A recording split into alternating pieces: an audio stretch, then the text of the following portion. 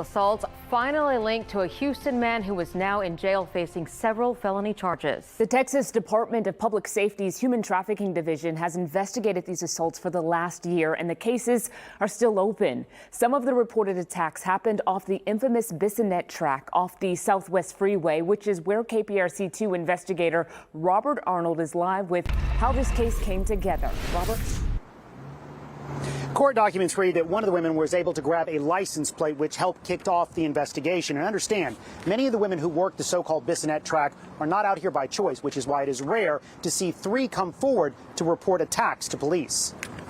40-year-old Mark Ferguson is facing 6 counts of aggravated sexual assault of 3 women. The women told police they worked as prostitutes, and Ferguson pretended to be a customer. In court documents, DPS investigators write Ferguson attacked at least 2 women working the so-called Bissonnet track off the Southwest Freeway.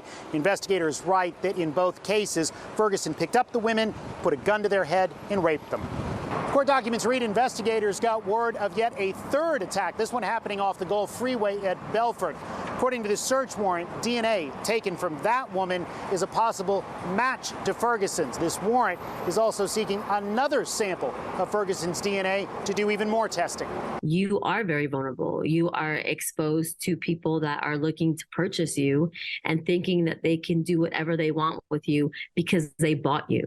Jacqueline Aludo is with No Trafficking Zone, an organization working to combat trafficking in areas known for the crime. She says many of the women forced to work the Bissonnet track are frequent targets for violence, but rarely call for help.